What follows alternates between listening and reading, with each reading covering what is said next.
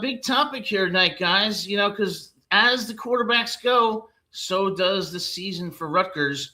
And we're in the midst of a big-time quarterback battle between A.J. SURACE and Boston College transfer Dylan Lonergan.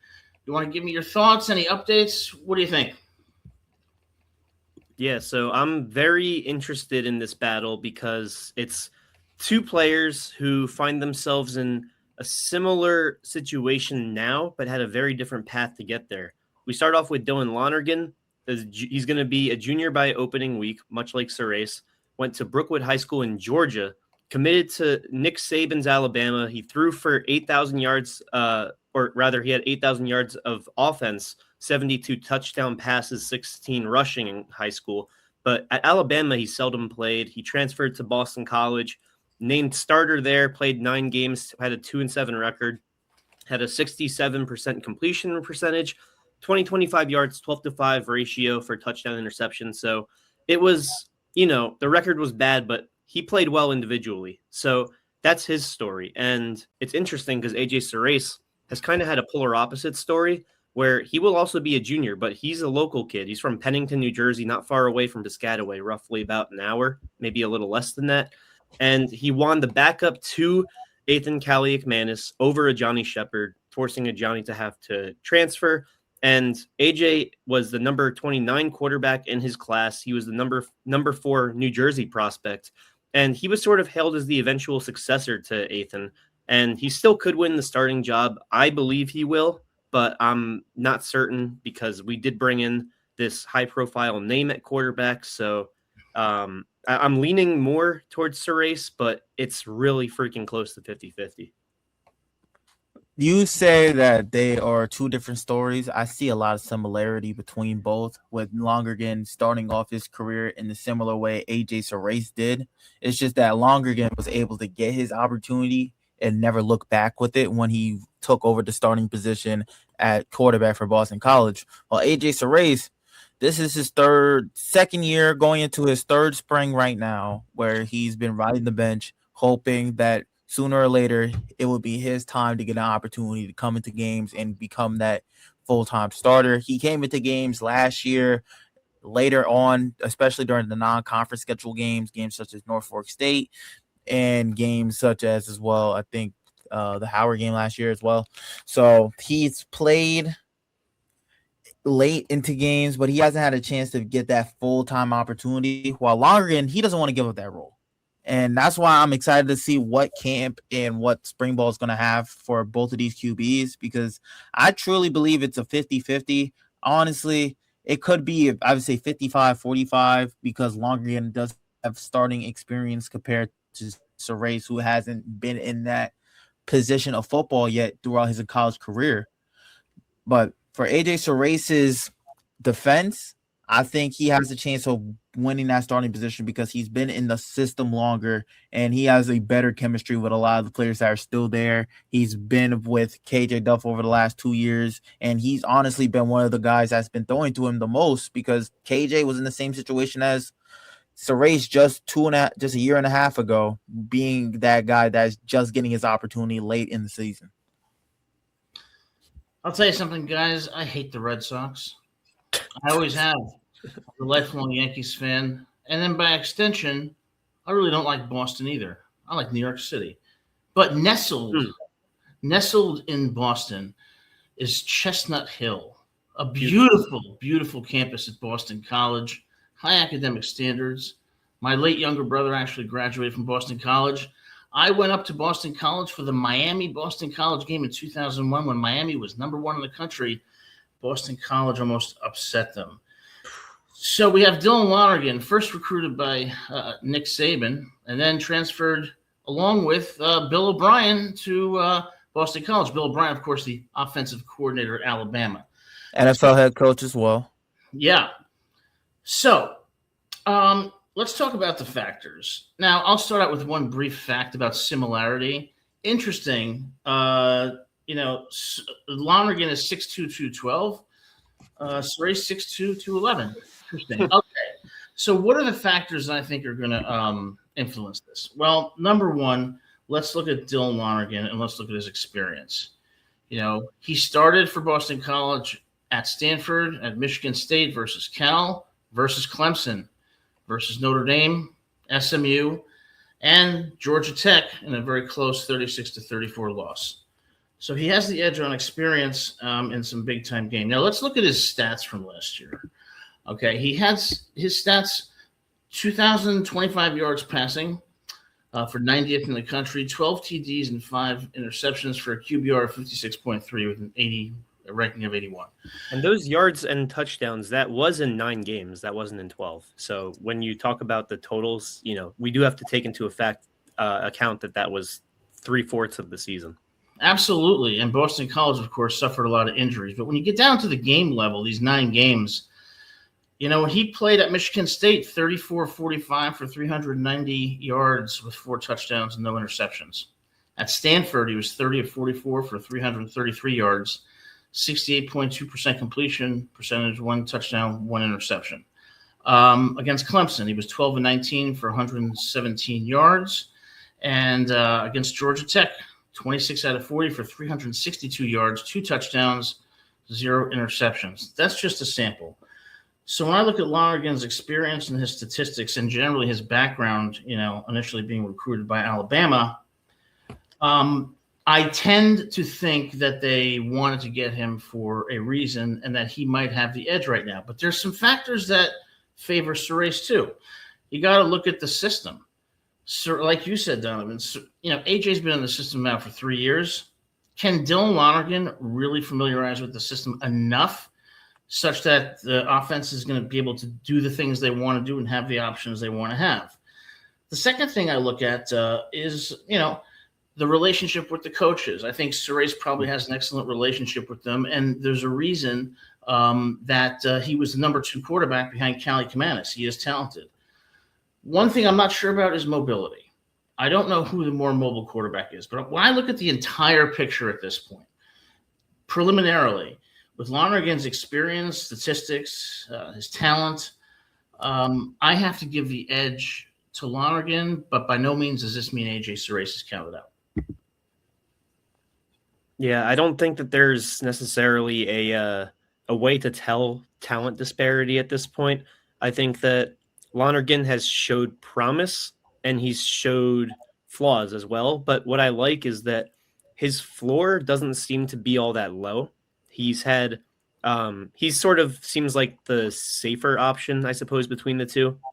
But when you talk about SURACE and you talk about media coverage, rankings, depth charts, all of that, everybody outside of the program thinks that Lonergan is going to start. But every fan, every staff member, everybody on the team, they won't necessarily say that SURACE is going to start, but they don't shut up about how much they love him. And I think that says a lot about his talent. You see the talent in practice. You saw it in the spring game last year, despite the fact that it was somewhat limited, but that was against starting Big Ten defense because our Big Ten starters were on the field. Our secondary unit was primarily on the offensive side of the football. I would still say, I don't know who's going to start week 1, but I would say that by week 5, when all the non-conference games are done and we're playing in the Big Ten for the rest of the regular season, I would trust SURACE more today to start those games than I would Lonergan.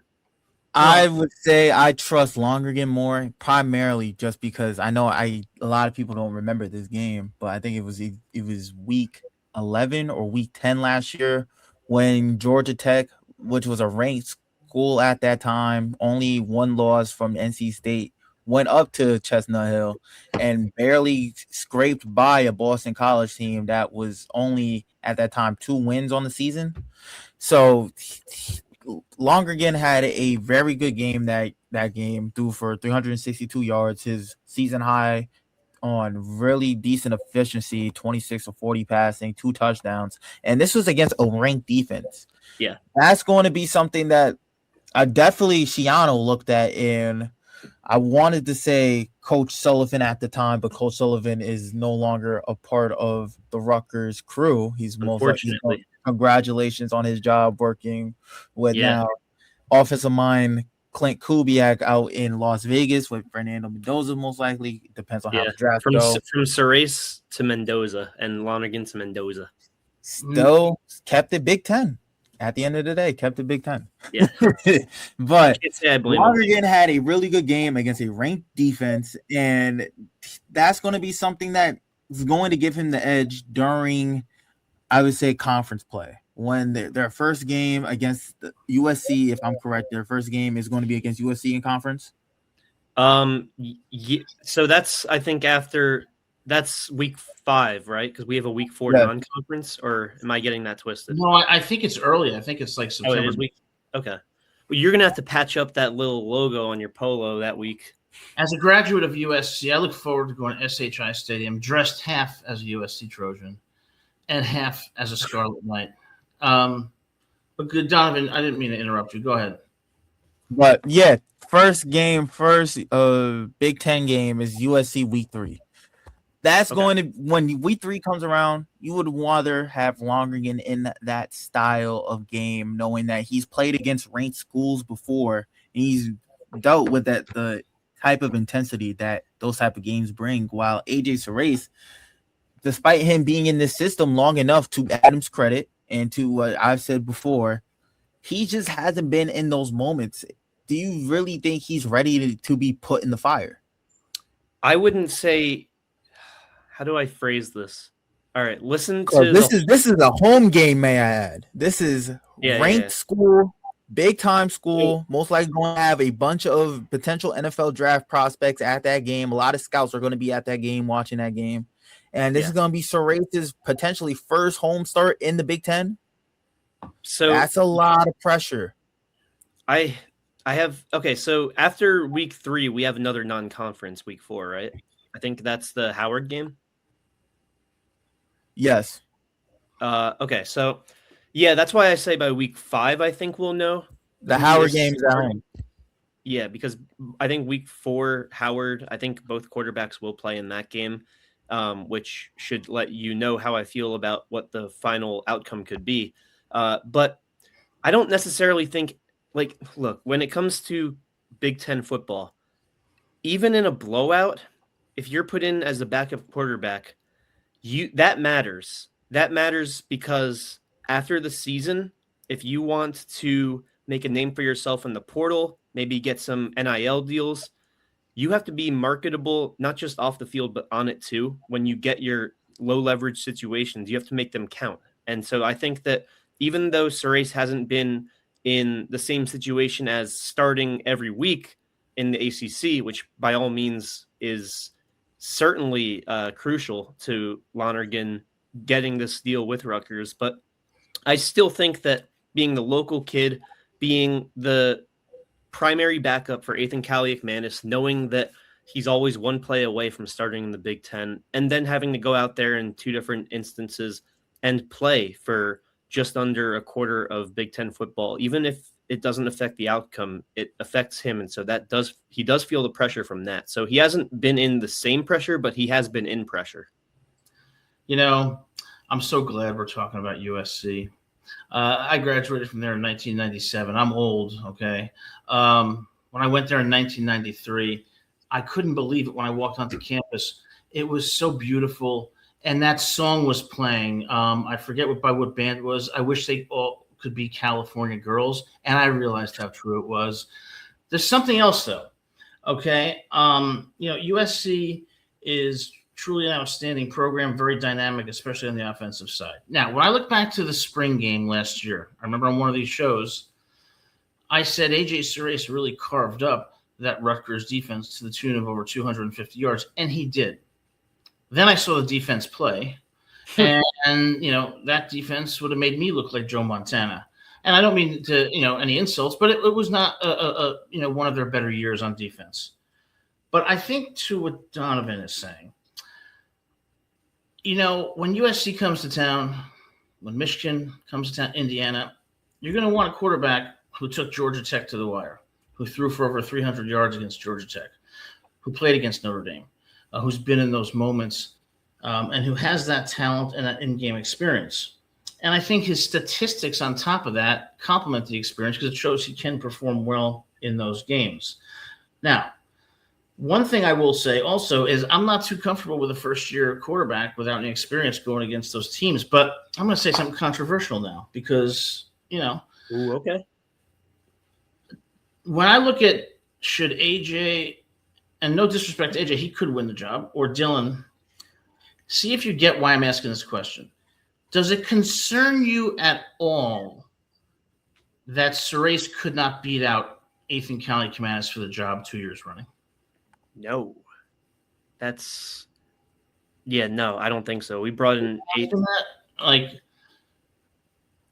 Look at what Ethan did this past year. Right. That was one of the best individual seasons in Rutgers quarterback. I love Ethan. I think Ethan had a great year. I saw him in person. He was fantastic. But does it concern you at all that the competition between the two of them was not tighter? If you see where I'm going with this, I think if Lonergan was competing with Ethan, it would have been a battle. I think that Ethan was the better prospect coming in, and I think he had the better ceiling. I want Lonergan to prove me wrong, but to me, Lonergan was. I think there's a reason we shot low at quarterback, and that's because we trust AJ SURACE. I mean, Lonergan could still be great with us, but he wasn't the top of the quarterback transfers. But he didn't even push Ethan. It wasn't even a question. And then you see Shiano goes out and gets Lonergan. But Ethan had a good year the year prior too, Ethan. It just wasn't as good as this past year.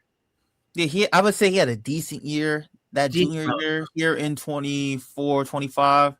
But this year was so much better than that.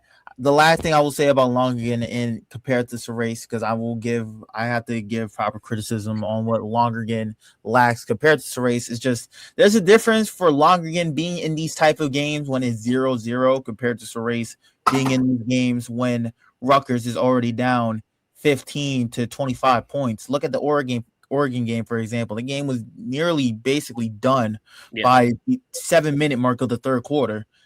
SURACE comes in.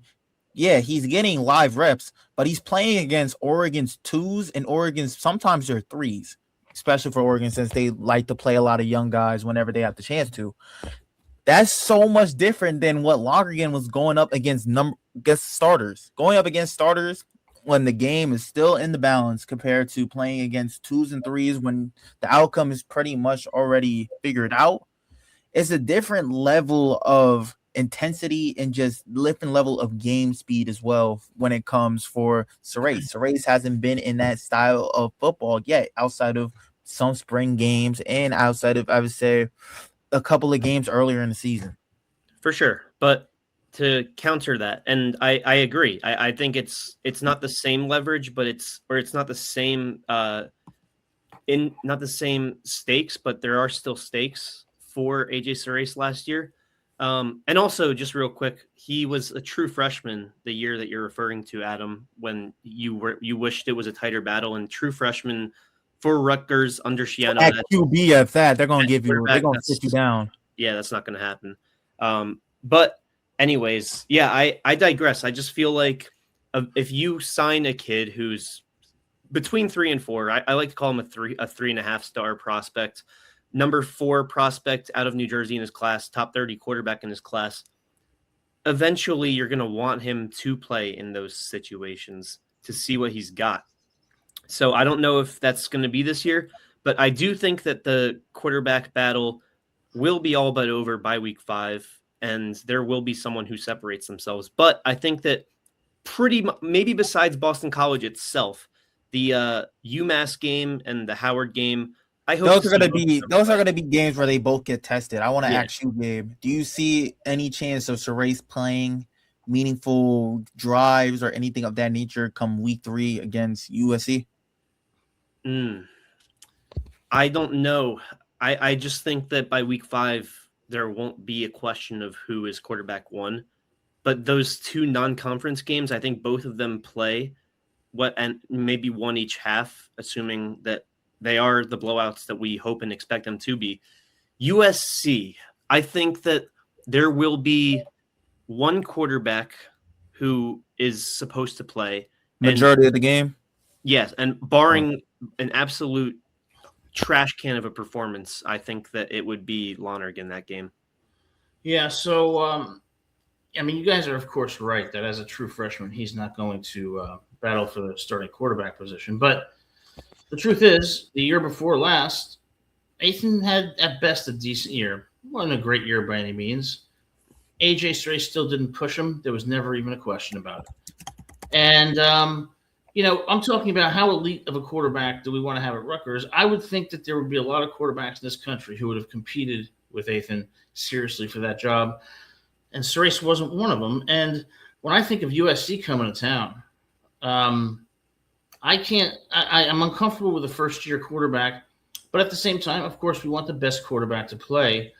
I'm going to depart with you, Gabe, on that you think it's going to be decided by the 5th week. I think the coaches already have an idea of who's going to be the starter. Of course, they won't say it, but I think they already have an idea. Well, they're doing a damn good job at keeping it a secret. They're 100%, and that's why it makes it so much confusing. I hate that I have to be a broken record about it, but this is out of any year that Rutgers needed a spring game, it would be this year because they have huge. It's a question mark. It is a question mark at the end of the day. Because right now, typically at any other school, especially if you look at the Big Ten, right now we already know who's going to most likely be that starting quarterback for that team. For Ohio State, we know it's Julian Sayin. For Indiana, we know it's going to be Josh Hoover. For Michigan, we know it's going to be Bryce Underwood. And for everybody else, they have spring games to have not only the fan base, but also the media for that specific school know, okay, let's compare who's doing what so far in spring, and it gives us a better outlook of what is going to come week 1. For Rutgers, keeping everybody in the dark here is going to show that, like, to your credit, Gabe, this battle is either already well thought of and already done, or we're not going to know a starter until halfway through the season. I mean, are we the only Big Ten team that has a competition going at quarterback right now? No, we're not I didn't say we're not the only team that isn't having a competition. I'm saying we're the only team that's having a competition, but aren't giving any updates of what's currently going on in that competition. Yeah. I mean, I hear quotes from both guys just saying, and credit to them, they're good keeping it in house. They're well media trained, I'll say. They talk about how they like the competition. They don't know yet, but that they're looking forward to competing every day. So, hey, keep that attitude. I think that they're media trained to say certain things that make sure we don't know what it's going to be. But my feeling is that when they brought Lonergan in from Boston College, they brought him in because of his experience and talent. And the only question that they have right now is, can he master the system enough so that he can do the things that we want to do as an offense? And if the answer to that question is yes, I think he wins the starting job. I think that transition isn't that hard, knowing that for the last year he was getting coached by Bill O'Brien, a guy that's worked with young QBs. He did it during his time at Houston Texans. He did it during his time as the offensive coordinator at Alabama and during his time being a part of Ohio State. So being a part of that pro-style offense that he already was being involved in at Boston College, that a lot of that playbook might be translatable to what Rutgers wants to run offensively.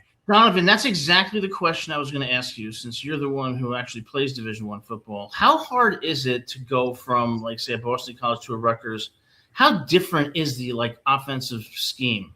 It's not different in terms of the play calling, despite if, let's say, you go from a team that's an air raid offense to a team that just loves to run the ball. If you're a part of a team that typically runs a spread, and to be honest, this in modern day football, especially in the Big Ten, a lot of Big Ten schools are running spread offenses with a lot of downhill running concepts. And at Boston College, in the pro-style offense that Bill O'Brien runs, it's similar plays to what Rutgers has. It's just the verbiage is different. They're called different things. Different route combos or different route tags are named after different things. And that's where Lonergan is going to have to prove to, especially Shiano, that, yeah, I know this means that in Rutgers language. He can't think of things in terms of how they looked at in Boston College. He has to look at them in a Rutgers perspective, and that's where AJ SURACE does have him beat. He knows the playbook like the back of his hand. Hopefully he does, because he's the quarterback, and this is year 3 of him being involved in that offense. Lonergan is just learning how to put one thing and compare it to the other thing. Well, let me ask you Be this. able to I mean, adjust the offense. Shiano did not go out and get a quarterback to have depth on the roster. He went out and got Lonergan, who was a starter at Boston College. That has to tell us something. That he did not. Think that is part of the reason we got him, is for depth, because before we got Lonergan, it was AJ SURACE and then a few freshmen that were never going to smell the field. I think that he got him because I think he needed an upgrade. I think it's more of it was a safe deal, because they didn't spend a lot of their NIL money on a big name quarterback. Like, I thought they were going to go after potentially Rocco Beck, who ended up going to Penn State. They decided to not go after a big name. They went after somebody that's low risk, but the reward and the upside is still very high, in a QB that was under Nick Saban's tutelage and worked under Bill O'Brien as well. He's worked with guys that have NFL development installed into their entire resume. So for Shiano, he's saying, let me bring in this guy that's still young, only a junior. If SURACE ends up beating him out, SURACE ends up beating him out. But if SURACE isn't able to, we have a starting caliber quarterback for KJ. I think that's exactly what it is. Ultimately, Shiano's best possible scenario would be you bring in Lonergan and you tell SURACE, hey, this is quarterback 1. You got to get even better than you currently are. And then SURACE goes out there and gets freaking better than he currently is and wins quarterback 1 and then becomes a Rutgers legend. That is the best case scenario here. Well, I'm trying to look at this from Shiano's point of view, and I can't get into his mind, but when you go out and you get the starting quarterback from Boston College, who had some pretty impressive stats against ranked teams and who was under the tutelage of QB whisperer Bill O'Brien, I don't think he's thinking depth or even a competition. I think he's thinking, I need an upgrade, and I think it's Lonergan's to lose. Yeah, I think it's a 2-in-1. It's more of it's an upgrade, but it still provides depth. Depth and competition, even if Lonergan does win the starting job, because if it wasn't a competition, they would have said something. They would have announced it already. Yeah, I don't think so. I don't think that they would have announced it. I think that they're going to announce it at the end of spring, and I think it's going to be Lonergan. But again, I don't know what's going on the practice field, so I could be totally ignorant. And AJ SURACE is talented, and if he's the better quarterback, which he may be, he should start. I'm just trying to read the tea leaves, and when I look at his stats, his experience, the reason why Shiano may have gone after him, and who we want on the field against USC, Indiana, and Michigan, it seems logical that they're thinking edge to Lonergan, but we'll see. I won't be mad no matter who starts. I wouldn't be I'll either. be mad. If you're going to start SURACE, and if you're going to start SURACE early, it has to be shown that this man is ready for that moment, because he has to come out, especially in those non-conference games, slinging. It can't be something as if these guys are being very competition in, like, the level of competition is still strong on SURACE. He has to be able to read these FCS level defenses pretty much easy. If he goes to Boston College and ends up starting at Boston College, he needs to be able to take down that defense easily, because the players that he has and weapons he got at Rutgers is way better than what Boston College has to offer, way better than what UMass has to offer, way better than what Howard has to offer. But if he isn't able to do that, the pressure is going to be hot, because not only, like I said before, it's going to be against a ranked school, that game is also at home. That's where it's going to add a little bit more fuel to the